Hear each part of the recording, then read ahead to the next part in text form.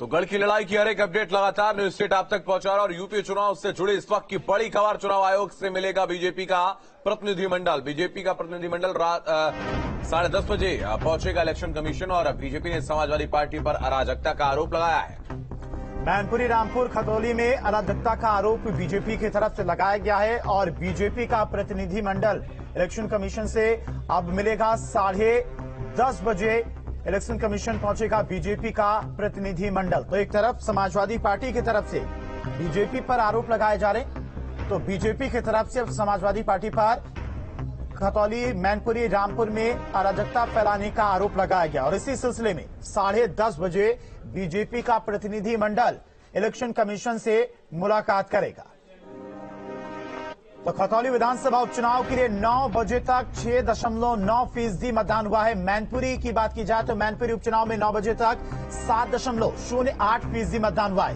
रामपुर उपचुनाव में 9 बजे तक 3.97% मतदान हुआ है। तो 9 बजे तक के आंकड़े थे।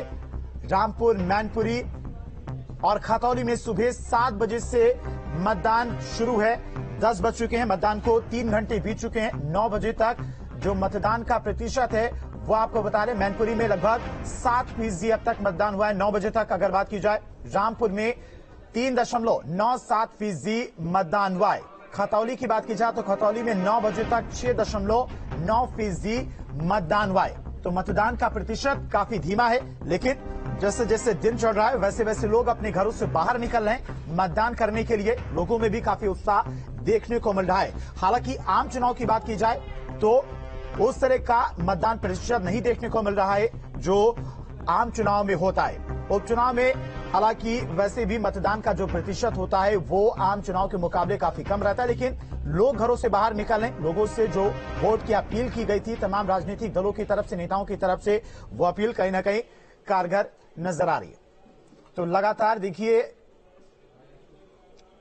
मतदान करने के लिए पहुंच रहे हैं और ये मैनपुरी की तस्वीरें हैं। बीजेपी के उम्मीदवार रघुराज शाह के मतदान करने से पहले उन्होंने अपने पूर्वजों का आशीर्वाद लिया है, पूजा अर्चना की है और उसके बाद मतदान केंद्र पर पहुंचे हैं। तो लगातार सुबह 7 बजे से मतदान की प्रक्रिया शुरू है। चुनाव पर चर्चा भी लगातार हम कर रहे हैं। अलग अलग जगहों से हमारे संवाददाता भी लगातार हर एक अपडेट हम तक पहुंचा रहे हैं और वरिष्ठ पत्रकार एनके सिंह भी लगातार हमारे साथ बने हुए इसी पर चर्चा करने के लिए।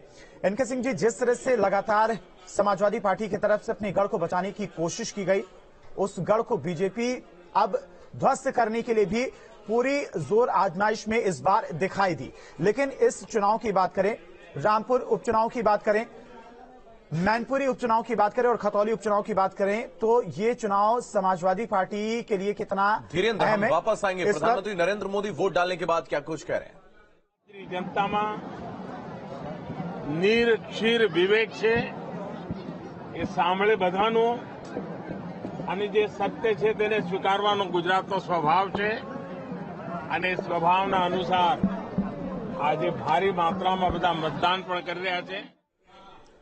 तो गुजरात विधानसभा चुनाव में वोट डालने के बाद नरेंद्र मोदी, भारत के प्रधानमंत्री, मीडिया से रूबरू हो रहे थे और ये तस्वीरें आप देख रहे हैं रघुराज शाह के, जो कि मैनपुरी से बीजेपी के प्रत्याशी हैं, वो पहुंचे थे जसवंत नगर में। उन्होंने अपने जो पूर्वज हैं उनको उन्होंने नमन किया और उसके बाद मतदान करने के लिए वो पहुंचे, मतदान केंद्र पर पहुंचे। और इसी तरह की तस्वीरें सुबह से हम देख रहे हैं। तमाम दिग्गजों की साख भी इस बार दांव पर है। मतदान करने के लिए सुबह से लोग पहुंच रहे हैं।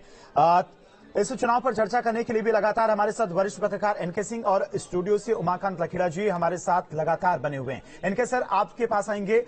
ये चुनाव महत्वपूर्ण भी है समाजवादी पार्टी के लिए और बीजेपी के लिए। मुस्लिम मतदाताओं की अगर बात की जाए तो पहले तो समाजवादी पार्टी का ये वोट बैंक माना जाता था, लेकिन जिस तरह से बीजेपी की तरफ से तमाम योजनाएं चलाई गई, सम्मेलन किए गए, पसमानदा सम्मेलन की बात की जाए तो ये वोट बैंक कहीं ना कहीं समाजवाद से खिसकता हुआ दिखाई दे रहा है।